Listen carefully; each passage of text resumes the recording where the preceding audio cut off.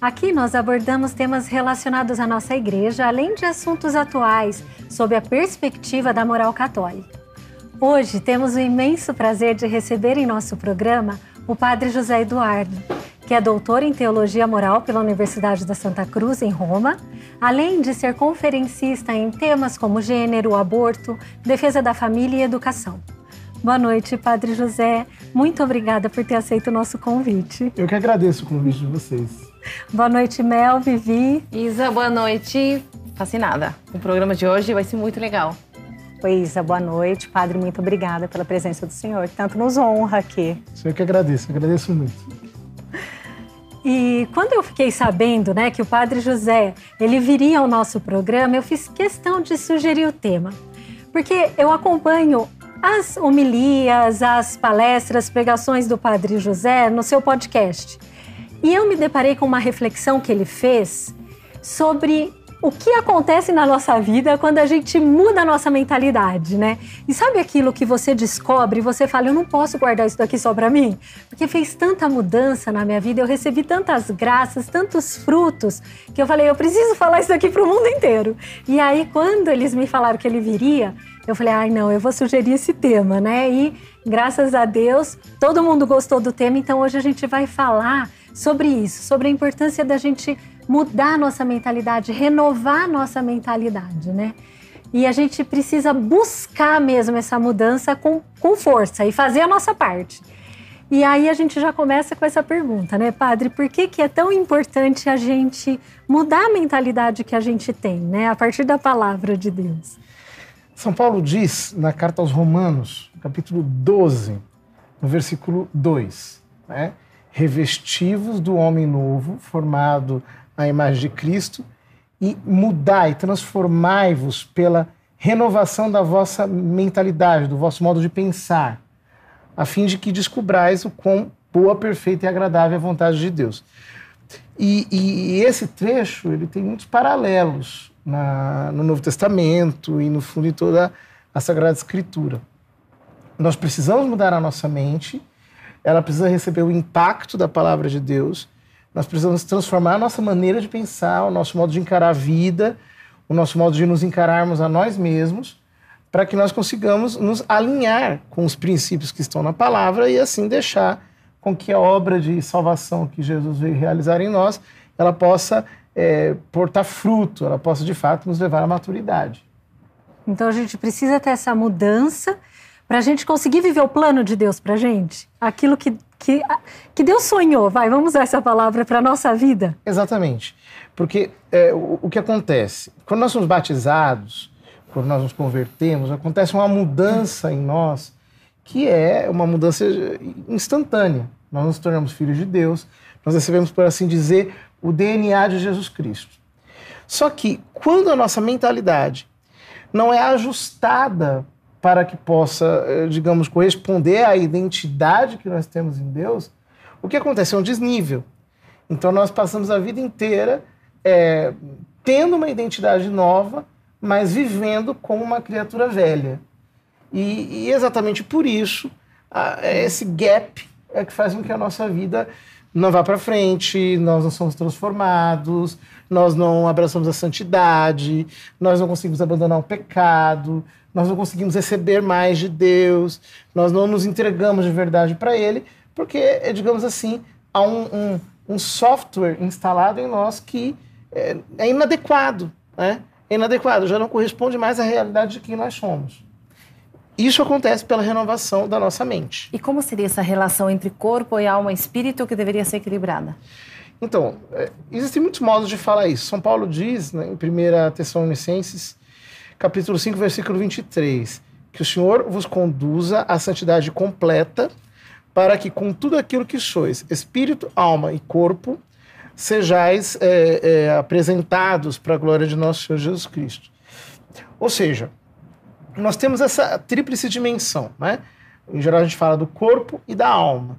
Mas a alma, ela tem uma dimensão que é mais sensível, que está mais ligada às nossas percepções, às nossas emoções, aquilo que em geral a gente chama de psique, E ela tem uma dimensão que é transcendente, que é aquela que está unida a Deus, que é o que nós chamamos de espírito. É a dimensão espiritual do ser humano, que ultrapassa em muito as nossas emoções, a nossa vontade, o nosso intelecto discursivo, a nossa razão. E é ali onde, digamos assim, se dá o nosso contato mais íntimo com Deus. O que acontece é que a maior parte de nós vive com um espírito apagado, uma alma perturbada, em crise, agitada por emoções conflitantes, por crises, por contrastes, e um corpo indisciplinado, um corpo não mortificado. Então, a maior parte das pessoas vive um desequilíbrio.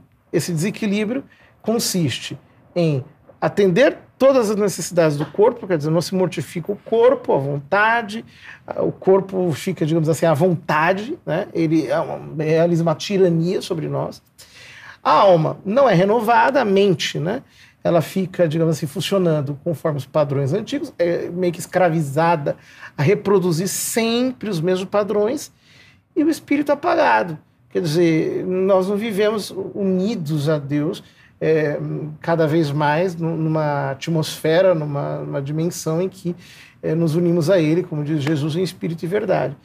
Então, por causa desse desequilíbrio, nós não conseguimos alcançar a santidade completa. E é isso que o Espírito Santo quer corrigir em nós. E assim, dessas questões teóricas que o senhor falou agora, alguns casos bem práticos, assim, concretos, que o senhor já viu nos fiéis ou nas pessoas que vão confessar, de como o corpo fica super confortável, a alma, tudo isso que o senhor falou? Sim, o corpo indisciplinado é uma coisa bastante comum, né? Porque por mais que as pessoas, hoje em dia, não por causa de Deus, mas por causa de si mesmas, por causa do amor próprio, elas se mortifiquem. Então, por exemplo, elas fazem academia, elas vão para uma esteira, vão para uma bicicleta ergométrica, etc. tal. Na verdade, são frouxas, porque não conseguem resistir a uma tentação, cedem à necessidade de um prazer momentâneo, têm preguiça, são arrastadas, digamos assim, pelo prazer. Digamos, isso é um padrão de desequilíbrio quando o corpo pesa do ponto de vista espiritual, digamos assim. Ou seja, o corpo não é mortificado. Uma alma desequilibrada também é a coisa mais comum acontecer, né? Pessoas que estão o tempo todo escravizadas pelas suas paixões ou pelas suas emoções feridas, que reproduzem os ressentimentos do passado, que vivem em amargura, ou, por exemplo, num espírito de constante derrota, não conseguem ultrapassar um limite que elas mesmas fixaram para si, estão muito convencidas da sua própria tragédia, dramatizam tudo, às vezes vão para um desafio com uma espécie de um espírito de quem vai para uma epopeia, para um negócio extraordinário, quando na verdade é tudo muito mais simples. Enfim, são deformações que existem na nossa autocompreensão, na nossa autoimagem, e que uma pessoa às vezes está na igreja por décadas e não trata isso. Ela faz a oração, por exemplo, de uma pessoa derrotada, ela não trata Deus como pai. É o que eu digo, por exemplo, você tem um filho, e seu filho amanhece de manhã dizendo para você: mãe, por favor, me dá meu café da manhã, eu preciso, pelo amor de Deus, eu quero meu café da manhã. Você se sente mal com isso, porque não é assim que um filho trata uma mãe, não é assim que um filho trata um pai. Agora, muitas pessoas fazem a oração do desesperado para Deus, ou a oração do chantagista, né? Chegam para Deus como quem está falando com um traficante, né? Tipo, olha, senhor, o senhor... eu vou lá para Aparecida, eu vou fazer uma novena, mas o senhor me dá aquele esquema aqui, eu quero aquilo ali, eu quero que o senhor me... Ou seja, está tratando Deus como se ele fosse um traficante, não como um pai, né? E uma pessoa pode passar a vida inteira assim, chantageando a Deus. Se Deus não fizer a minha vontade, eu paro de ir à igreja. Se Deus não fizer a minha vontade, eu vou fazer um pecado, por exemplo. Então, por exemplo, são padrões que existem que a pessoa pode passar a vida inteira sem nunca tratar disso. Assim, nunca ser confrontado seriamente com a palavra de Deus. E como é esse confronto, padre? Como que se cura, como que se readequa essa forma de nos relacionarmos com Deus enquanto pai, né? Então, a forma básica é aquilo que a gente chama de meditação. Que, na verdade, hoje em dia, as pessoas entendem por meditação... Yoga ou coisas parecidas que não tem nada a ver com meditação cristã. A meditação cristã consiste na leitura das escrituras, ou diretamente, ou comentadas por um santo, por um papa, por um bispo, enfim, por alguém que seja uma referência de doutrina. E a reflexão que se transforma numa oração, numa súplica, num pedido, em que nós vamos, no fundo, adequando a nossa personalidade àquelas exigências, àqueles princípios que estão na palavra de Deus. A gente vai meio se emparedando, né? Vai se colocando numa sinuca de bico, voluntariamente, em que eu vou dizer, olha, nesse ponto eu preciso melhorar, nesse ponto eu preciso me converter, eu preciso me ajustar, eu preciso ouvir o que Deus tem a falar para mim. Ô padre, deixa eu só perguntar para entender assim direitinho, como que acontece esse mecanismo dentro da gente? Eu vou chamar assim de um curto-circuito que a gente tem, porque às vezes a gente escuta uma homilia, a gente faz um retiro e a gente volta com o propósito mesmo de viver na nossa fé. Então daí você lê na Bíblia, né?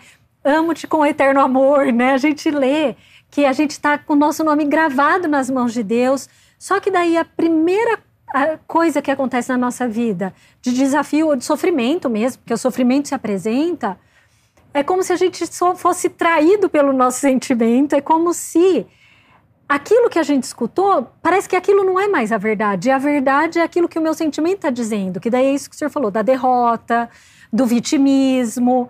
Então, o que acontece dentro da gente para a gente não conseguir viver naquilo que a gente escutou no retiro, que a gente escutou na homilia, que a gente se perde no percurso? Então, isso aqui é o seguinte, a nossa alma, ela tem, digamos, essas duas partes, né? A parte sensível e a parte espiritual. O que é o homem espiritual? O homem espiritual é aquele que migrou da parte sensível para essa parte suprassensível, que é o espírito. O que acontece?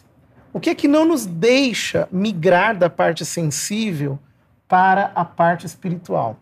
É porque a parte espiritual da nossa alma, ela tem sede da palavra de Deus. Ela como que é despertada pela palavra de Deus. Então, quando você ouve uma homilia bem pregada, um sermão inspirado, um livro espiritual, algo que mexe com você, você tem isso que você disse. Você, de repente, você é como que embriagado espiritualmente por aquela verdade, aquilo penetra dentro de você. Só que o que acontece?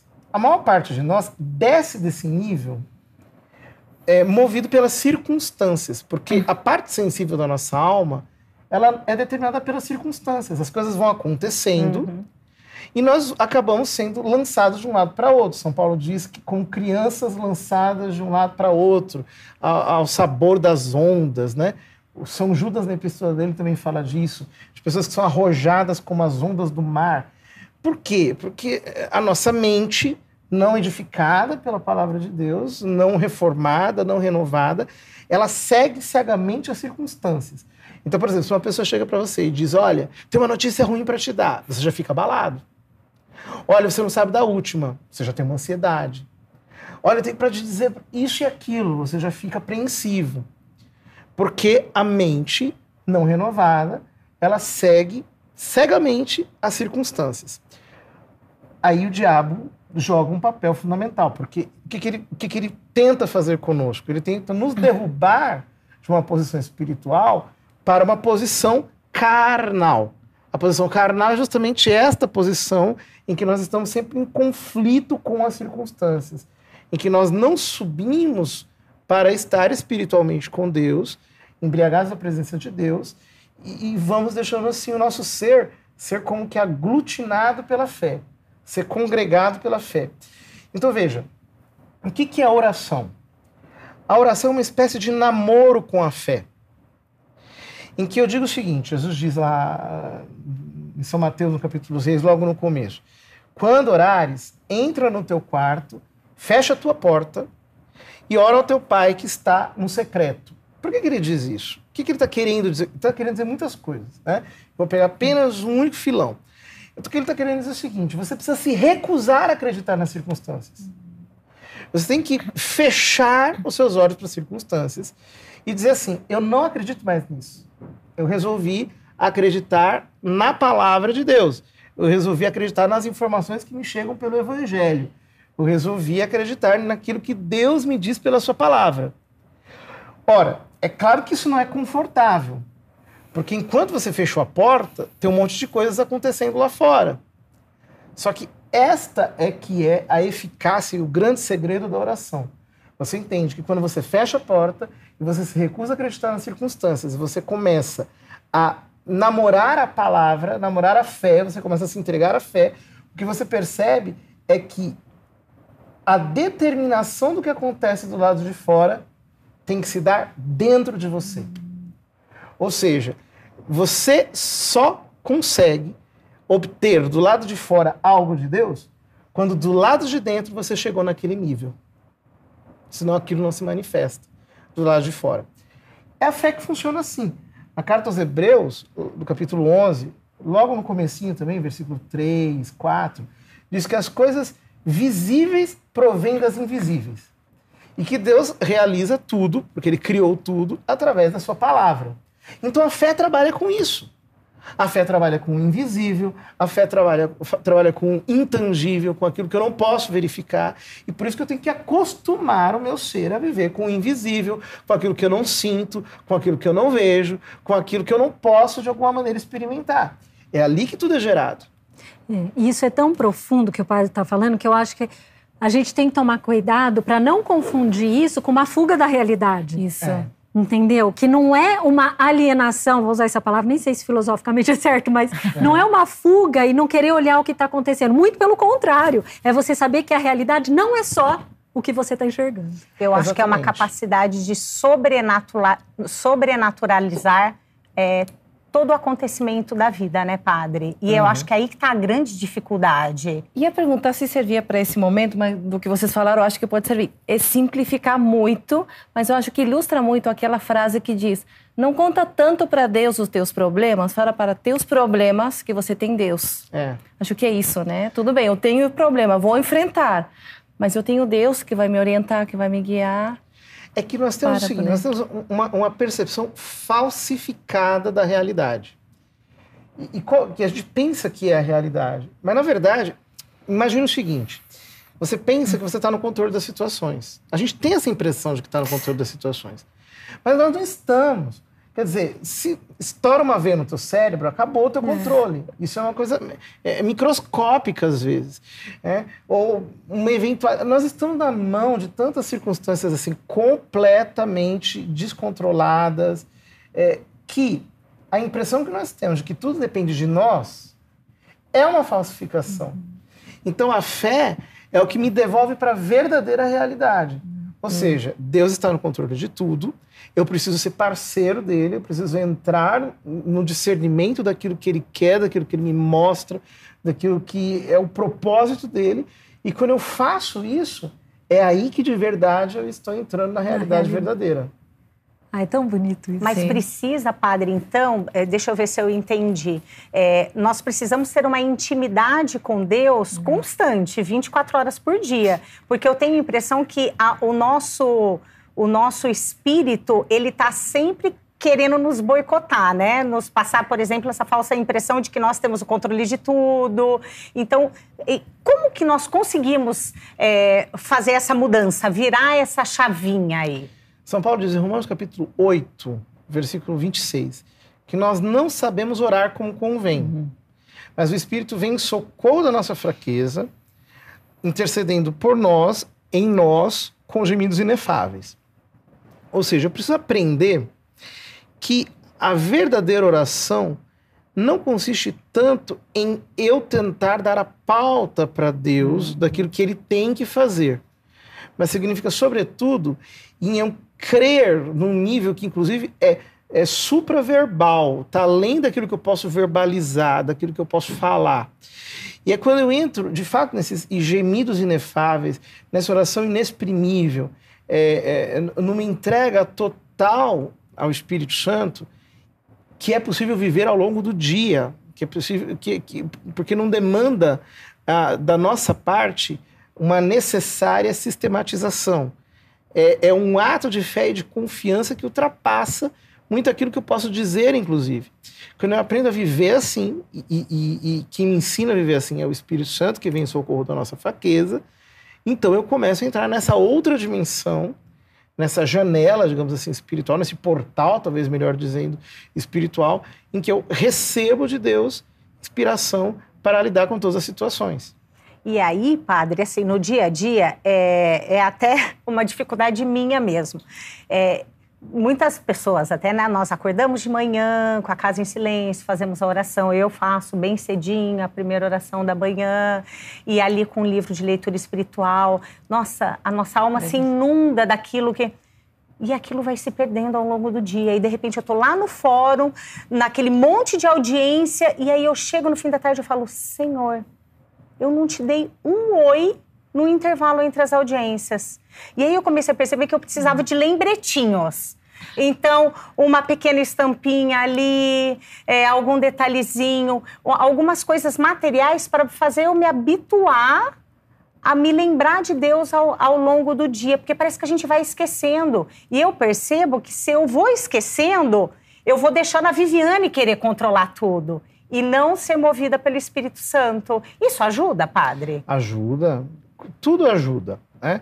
Quando a gente aprende a encarar as coisas na perspectiva de Deus, até os problemas ajudam. Até as coisas mais desagradáveis, até alguma coisa horrível que acontece, me ajuda a, digamos assim, passar do outro lado e a encarar a coisa como Deus encara, né? E, digamos, sentir exatamente dentro daquilo que seria, entre aspas, o sentimento de Deus por aquela situação, né? Agora, é claro, nós sempre precisamos tomar cuidado para não cair numa espécie de ativismo nosso, né? Porque a nossa mente, ela é muito engajada. Então, nós sempre temos, digamos assim, uma síndrome de bombeiro dentro de nós, em que nós queremos o tempo todo correr em socorro das situações e às vezes a gente joga Deus nesse tipo de chave de compreensão.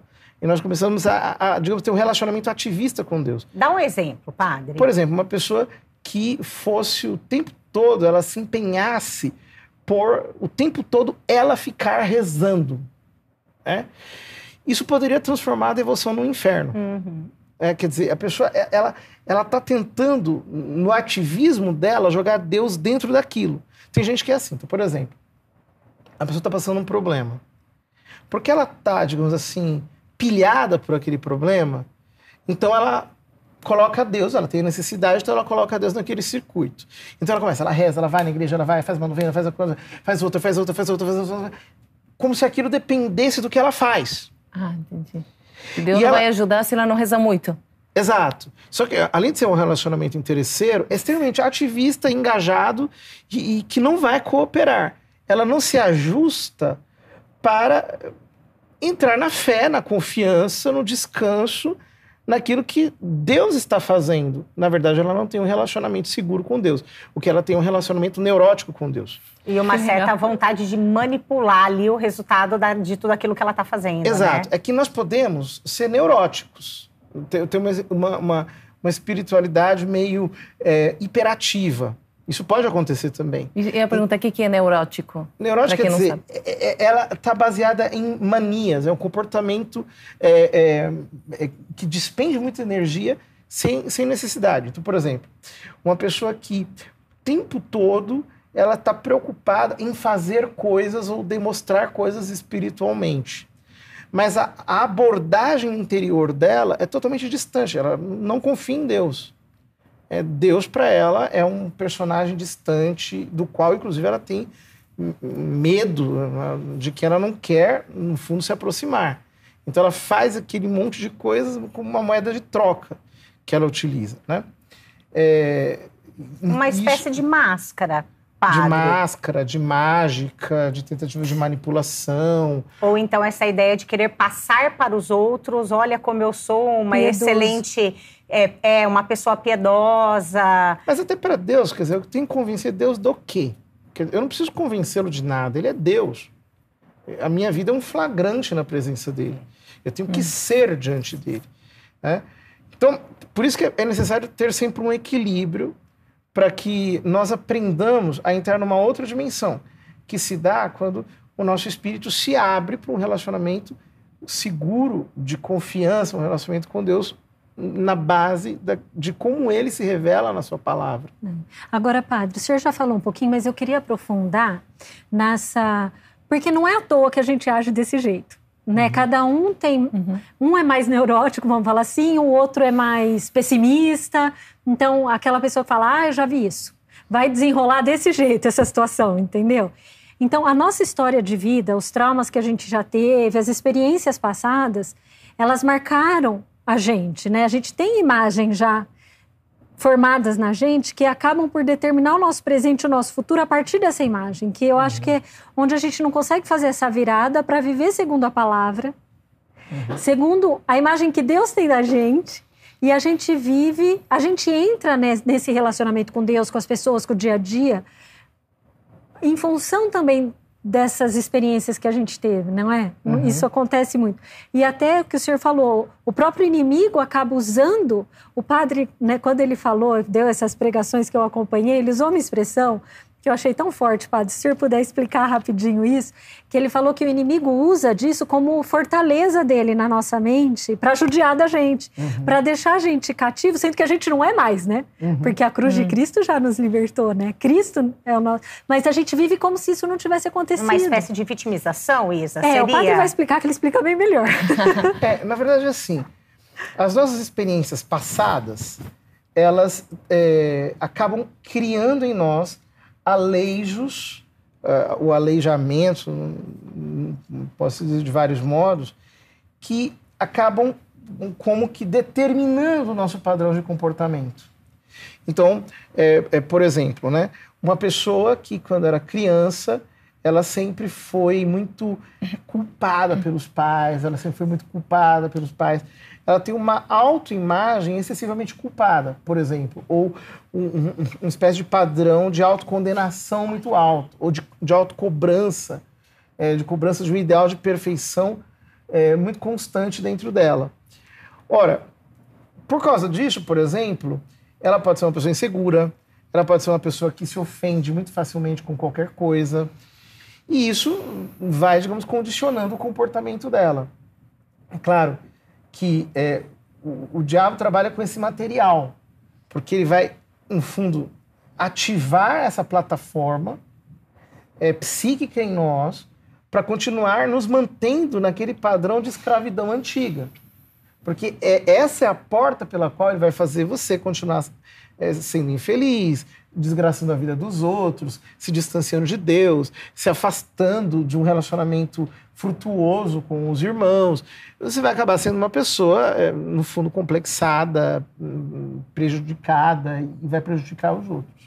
Padre, para só um pouquinho aí, porque eu acho que o senhor tem um pouquinho mais para nos dizer sobre essa questão dessa mudança de mentalidade, tomando por base as experiências que nós vivenciamos lá no passado e que muitas vezes nós percebemos que parece que elas nos atrelam aqui e nos deixam realmente numa situação de escravidão, como se nós não tivéssemos sido libertos pela cruz de Cristo. Então fica conosco que nós vamos voltar partindo desse ponto no nosso próximo bloco.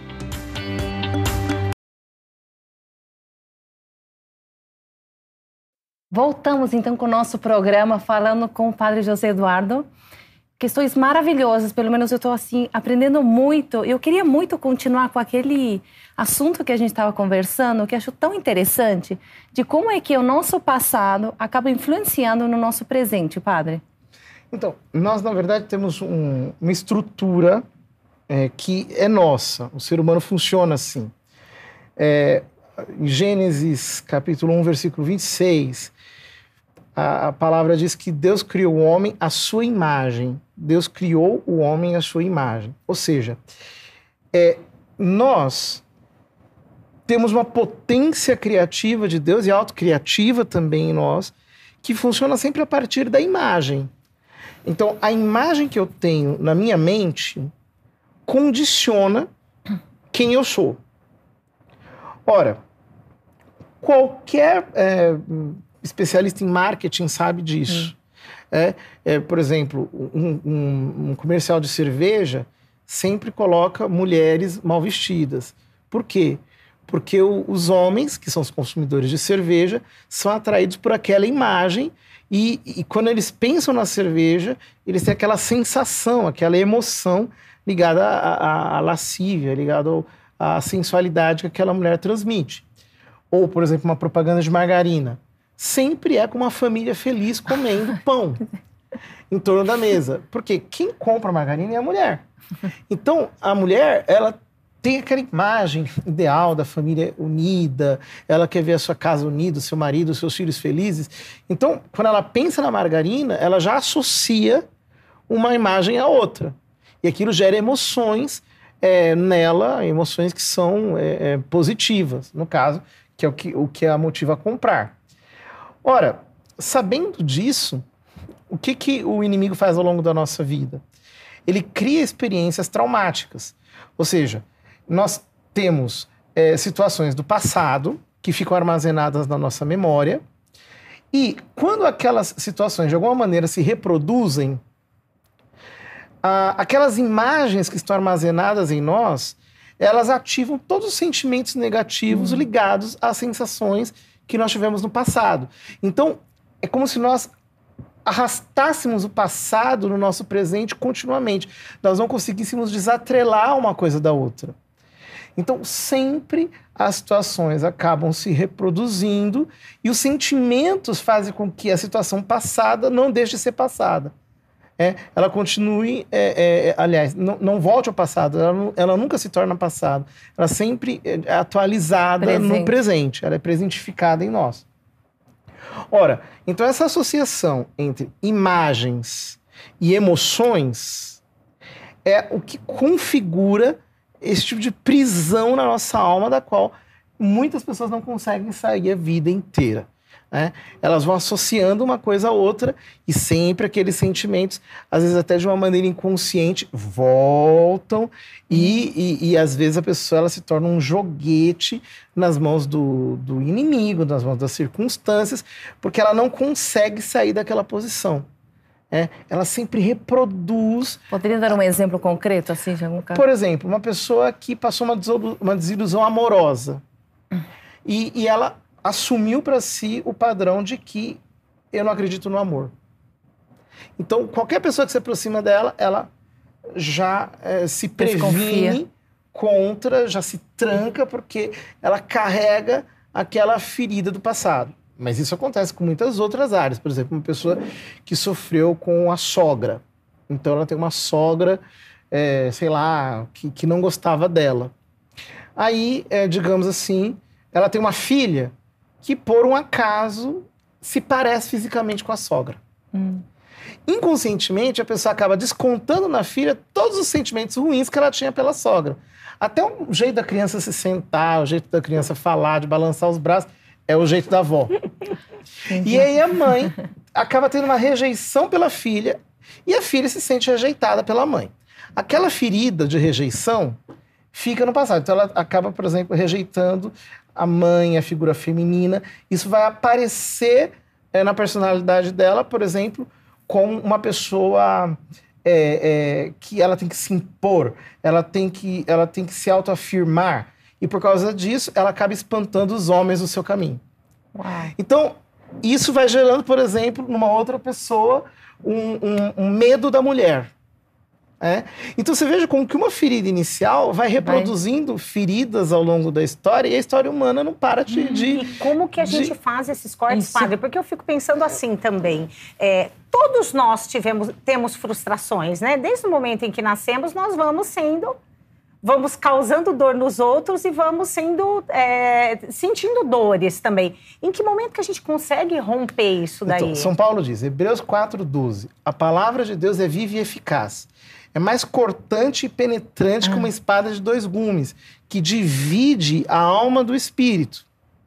Então, a cirurgia é feita pela palavra de Deus. Só que a palavra de Deus não faz isso sozinha. Quer dizer, eu preciso me confrontar com ela. Eu preciso aprender a confrontar as minhas atitudes com aquilo que Deus me ensina pela sua palavra. É por isso que é tão importante ouvir a palavra, ouvir um sermão, ouvir uma meditação, ouvir uma palestra espiritual. É por isso que é tão importante a igreja, é por isso que é tão importante escutar boas pregações, pregações edificantes, além de todo o auxílio dos sacramentos, que é indispensável, mas porque a palavra de Deus, ela realiza, digamos assim, esse corte, essa cirurgia em nós. Só que eu preciso entender que essa é uma responsabilidade minha. Quando São Paulo diz, renovai a vossa mentalidade, ele está dizendo, só você pode fazer isso por você. Eu não posso renovar a sua mente. Eu não posso me converter no seu lugar.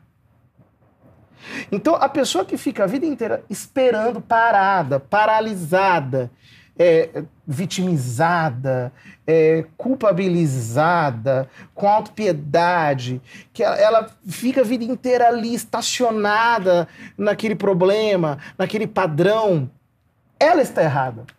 Nossa. E ela precisa aprender a se arrepender disso. Então, veja, você que, por exemplo, está numa vida traumatizada, numa vida ferida, numa vida frustrada, ou numa vida, sei lá, completamente estéril, infecunda, você precisa se arrepender de ter assumido essa posição. Que acho que é mais fácil ficar jogando a culpa nos pais, que em algum momento fizeram alguma ferida, mas já na sogra... mas eu preciso sair dessa ferida. Parece que ficamos eternamente crianças. É como se nós não atingíssemos uma maturidade espiritual, né, padre? O homem ferido não cresce. O homem ferido fica paralisado. Ele fica a vida inteira escravo da ferida. Porque, veja, pensa o seguinte, quando você machuca o braço, por mais que você queira pensar em outra coisa, aquela dor que você sente no braço, ela te concentra, você fica como que focado naquela dor. Digamos assim, você está com o braço machucado, aí você vai para uma festa maravilhosa. Você não consegue aproveitar a festa, porque a dor que está no teu braço te foca. Então, esse que é o problema da ferida emocional. É por isso que a pessoa não consegue subir para o espírito, porque ela está estacionada, ela habita aquela ferida emocional. Só que você tem a capacidade dada por Deus de sair dessa ferida emocional. Como é que você faz isso? E a pergunta aí, qual que é a cura? Então, a cura é quando você entra na palavra e se reajusta ao padrão divino revelado nela. Essa frase que eu disse em várias ocasiões, que eu ouvi também muitas vezes, né? A cura não é a volta ao passado, mas é a volta à origem. Quer dizer, muitas pessoas acabam entrando numa espécie de escavação do lixo. Então, peraí, a cura não é voltar ao passado, não é voltar necessariamente a essa história dessas dores, mas é voltar à origem. É voltar à origem. Isso. É restabelecer a conexão com Deus e com o seu plano original acerca da minha vida. Então, a origem é o plano original de Deus para a minha vida. O que Deus sonhou para mim. Eu não sou o que eu vivi. Eu sou quem Deus diz que eu sou. Nossa. Eu não sou um resultado do meu passado. Eu sou um resultado da eternidade de Deus. Então, eu preciso entrar nessa dimensão divina de quem eu sou para Deus, de quem eu sou na presença dele, na palavra dele, no espírito dele. Eu tenho que entrar nessa nova identidade. De filho de Deus, né? De filho de Deus, que eu recebi no meu batismo. Eu sou membro de Jesus Cristo, eu sou templo do Espírito Santo, eu sou, digamos, da raça de Deus, eu sou da mesma, participante da mesma natureza de Deus, a vida dele flui em mim. Então eu tenho que entrar nessa nova dimensão. Agora, eu não conseguirei fazer isso se eu não me recusar a viver como que escravizado nas circunstâncias do passado e nas minhas emoções. Então, se você é daquela pessoa que fica lambendo as suas feridas, se você é daquela pessoa que fica o tempo inteiro alimentando aquela imagem deformada, aquela imagem derrotada, e você transforma isso em oração, inclusive, que é uma oração que não agrada a Deus, né? A oração de quem se faz de vítima, de quem se coloca na posição de coitado, de desesperado. As pessoas acham que isso é maravilhoso, elas acham que Deus gosta disso. Não, Deus não gosta, porque você não é um mendigo, você é filho dele. Você não tem que ficar ali na presença de Deus como alguém que está como que recorrendo a um homem mau. Jesus diz, né, se vós que sois maus sabeis dar boas dádivas aos vossos filhos, quanto mais o Pai do céu dará o Espírito Santo a todos que lhe pedirem. Então eu preciso ter essa atitude de confiança, de fé e de quem se recusa. Isso é muito importante. Eu tenho que me recusar a viver de acordo com as minhas circunstâncias. Eu não sou aquilo que as circunstâncias dizem. Eu sou quem Deus diz que eu sou, pela sua palavra. Eu tenho que entrar nessa dimensão nova. Sem isso, nada feito. Então, quando a circunstância me apresenta algo que faz esse turbilhão dentro de mim, desses sentimentos, dessa coisa, é hora de eu me recolher e me voltar para a palavra. Então, eu posso pegar um salmo, por exemplo. Exatamente. E deixar aí o Espírito Santo ir agindo e formando em mim essa imagem segundo a palavra. Exatamente. Isso é um processo de parto. Você tem que gestar essa situação. Uma coisa bem prática que me ocorreu agora. Eu me lembro de uma pessoa que estava na igreja e ela tinha um problema muito sério nos ovários, no útero. E então ela recebeu uma palavra de Deus dizendo que ela estava curada daquela enfermidade. Resultado, ela começou a agradecer imediatamente por aquela cura que a impedia de ser mãe, né? Então, mais ou menos uns 2 meses depois, ela foi fazer o exame. E, se não me engano, um cisto que ela tinha estava lá. Estava lá.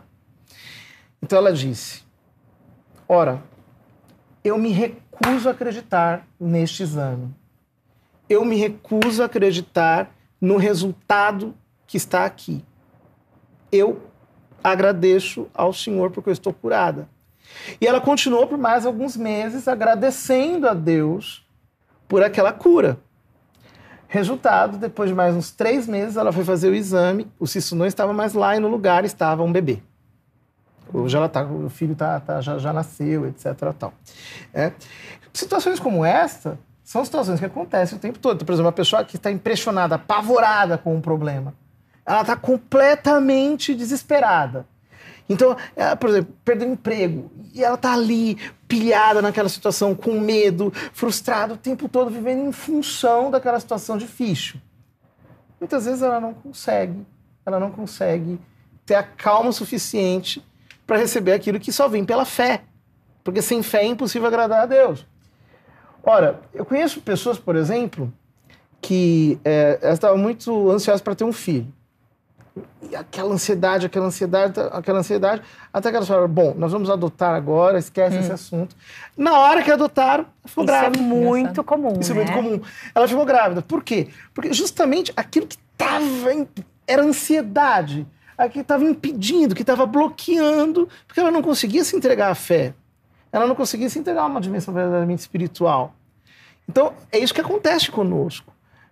Nós precisamos aprender a nos recusar a crer nas circunstâncias e a nos trancar com Deus e com a sua palavra e a dizer, Senhor, eu acredito no que o Senhor me diz, eu acredito na sua palavra. Mas para isso a gente também tem que ter uma imagem correta de quem é Jesus. Exatamente. Porque às vezes até a imagem que a gente tem de Jesus também é distorcida e aí a gente não consegue dar essa resposta de fé no momento que precisa, né, padre? Exatamente. Então, por exemplo, eu me lembro de uma mulher, esse é um testemunho que eu li, que ela tinha um filho deficiente.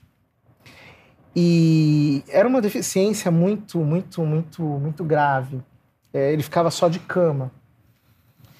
E ela passou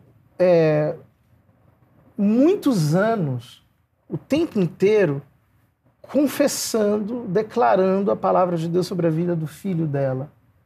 Não desistindo da cura do filho dela e dizendo, meu filho não é deficiente, meu filho é normal. É claro que ela sabia que o problema do seu filho era real, não era uma ilusão.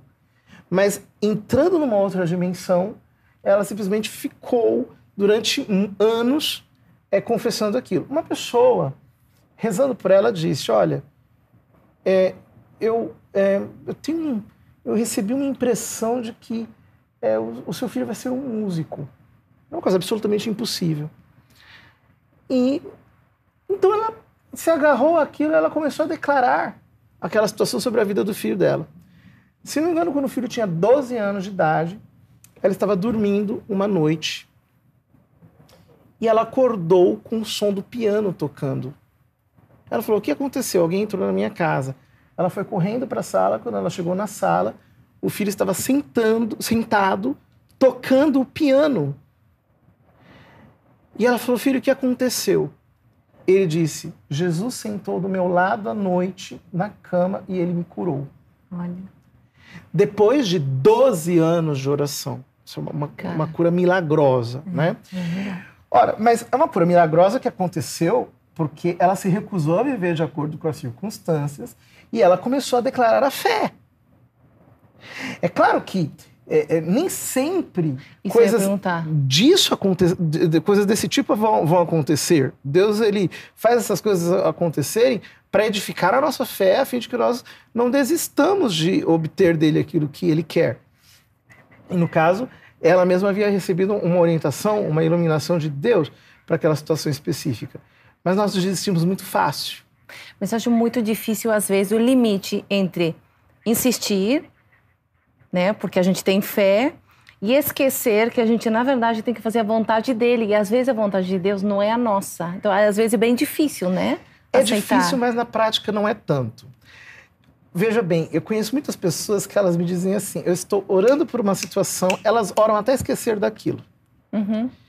Aí depois passa um tempo, acontece aquela graça, ela diz, meu Deus, foi porque eu rezei durante tanto tempo por aquela situação até que eu esqueci. Então, quando você tem um relacionamento afinado com Deus, chega uma hora que você mesmo esquece. Quando já não é mais para rezar por aquilo, chega uma hora em que Deus ajusta os teus sentimentos e você começa a entrar naquilo que tem que ser. Né? Então, tenha um relacionamento seguro com Deus, porque quando você tiver um relacionamento verdadeiro com Deus, se a situação não for mudar, quem vai mudar será você. Mas ou a situação ou você serão mudados por Deus. Ele vai fazer isso. Mas você precisa aprender a rezar de verdade. Então, priorize a oração. Esse negócio que o católico tem, né, de rezar um Pai Nosso de manhã, uma Ave Maria à noite. Gente, parem com isso, tem que rezar de verdade. Vamos parar de preguiça espiritual. O que é rezar de verdade? Rezar de verdade é dedicar tempo à oração. É dedicar muito tempo. Horas do dia à oração. Meia hora, 40 minutos. É pegar a palavra, é ler um salmo, é desenvolver aquele salmo no meu diálogo com Deus. É ler um trecho do Novo Testamento. Então, aí eu não tenho esse hábito. Eu só faço o Pai Nosso de manhã e a Ave Maria à noite, Santo Anjo e bora dormir. Por onde eu começo? Começa pelo começo. Tranca o seu quarto, pega a palavra e vai rezar. 5 minutinhos de início. Vai progredindo ali? Muito pouco. 5 minutos é uma oração sem vergonha. Isso é, no mínimo 20 minutos. Para começar, do zero. No mínimo 20 minutos. Coloca lá no relógio e vai rezando. E lá fica enquanto não passa.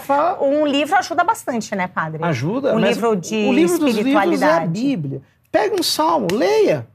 Pode ser a Lectio? Para quem não sabe, pegar como fazer a Lectio Divina. Olha, eu conheço pessoas que simplesmente pela leitura da Escritura foram obtendo respostas de Deus. Eu me lembro, por exemplo, né, de um homem que ele era casado com uma mulher não católica. Vocês sabem que para uma pessoa católica casar com uma pessoa não católica, a parte não católica precisa se comprometer em batizar os filhos na igreja. É um compromisso prévio ao matrimônio. Só que a mulher dele, no caso, ela mudou de ideia. E aí, quando nasceu o filho, ela não queria que batizasse. Ela não queria que batizasse. Né? Então, ele foi falar com o sacerdote. Perguntou, padre, o que eu faço? Batizo ou não batizo o meu filho? O padre falou, olha, se eu falar para ele batizar, eu vou estar criando uma intriga no casamento. Se eu falar para ele não batizar, eu vou estar privando a criança do batismo. Eu não queria ser esse padre. E vou estar, inclusive, cometendo uma injustiça porque a esposa tinha se comprometido com isso antes. Então o padre falou, faz o seguinte, leia a palavra, vai ler a palavra, vai ler a Bíblia. Começa lá pelo Gênesis, vai lendo e deixa Deus falar com você. Quando foi uns 15 dias depois, o homem veio e falou, padre, já decidi, vou batizar meu filho. Ele falou, como é que você descobriu? Como é que você chegou a essa conclusão? Ele falou, não, é que eu lendo a Bíblia, eu percebi que Abraão, quando foi sacrificar Isaac, ele não perguntou nada para Sara. Ah, olha só. Então, num versículo, Deus trouxe uma luz para ele. Então, leia o Novo Testamento, fale com Deus a partir do Novo Testamento. Né? Pega um livro de leitura espiritual, há muitos. Né? A Imitação de Cristo, Caminho, Filoteia, há muitos. Leia um trecho, fale com Deus sobre aquilo, mas comece a desenvolver um diálogo com Deus. É necessário criar um hábito, né, padre? É necessário criar um hábito. Para essa deformidade da nossa alma vir cada vez diminuindo mais e se conformando mais àquilo que é a nossa origem, que é o sonho de Deus para nós. Exatamente. Padre, agora sim, nesses minutos finais, que infelizmente o nosso tempo já está... O que o senhor considera de tudo que a gente já conversou? Não sei se uma síntese, mas o que o senhor considera, assim, que é uma mensagem central para a gente deixar para quem está nos acompanhando, né? E descobrindo essa grande riqueza, né? Que é a gente renovar mesmo nosso jeito de pensar na palavra, para a gente poder viver o sonho que Deus tem para a gente, a imagem. Isso de voltar à origem significa o quê? A gente se joga nos braços do Espírito Santo que pairava sobre as águas, né, Padre? Criou o mundo ali. Então, a gente pode ser recriado, né, através da oração. O versículo inicial da Bíblia diz assim, no princípio criou Deus os céus e a terra era informe e vazia. Às vezes a gente pensa que o que a gente tem que dar para Deus é uma vida organizada. Não. A especialidade de Deus é pegar aquilo que é informe e vazio. E disso ele cria tudo. Então nós temos que aprender a entregar para Ele, todos os dias, entregar para o Espírito Santo, todos os dias, isso daí. Quando nós aprendemos a fazer isso, a falar com Deus, a orar de verdade, a ter intimidade com o Senhor, Ele mesmo nos ajusta. Só uma pessoa pode te consertar. Foi aquele que te criou. Então não tenta você se consertar. Né, padre? Não tenta você se consertar, deixa Deus te consertar. Só que para isso você tem que orar. Então pare de ser preguiçoso e comece a orar seriamente. Uma oração séria, metódica, todos os dias. Ir para o sacrário, ir para a frente do Santíssimo Sacramento, ir procurar uma igreja, um grupo de oração, fazer uma boa confissão, procurar enfim, um lugar onde eu possa praticar, né, o diálogo com Deus, é o essencial. Padre, obrigada. Eu queria agradecer muito a presença do senhor aqui, que realmente é tão edificante escutar. E quem quiser procurar as homilias do padre, tá lá, né, padre? No SoundCloud. É só procurar Padre José Eduardo, que encontra toda essa riqueza. E eu escuto as homilias dele. Infelizmente, eu não sou paroquiana dele, nem que eu queria. Mas ele tá lá em Osasco, eu tô em Campinas, mas eu não deixo de escutar a homilia do padre, não. Eu sempre escuto. E a Mel, obrigada, Mel, Vivi, não sei se vocês querem falar alguma coisa. Obrigada, Isa. Eu acho que, não sei se você ficou com acho que eu vou dedicar mais tempo.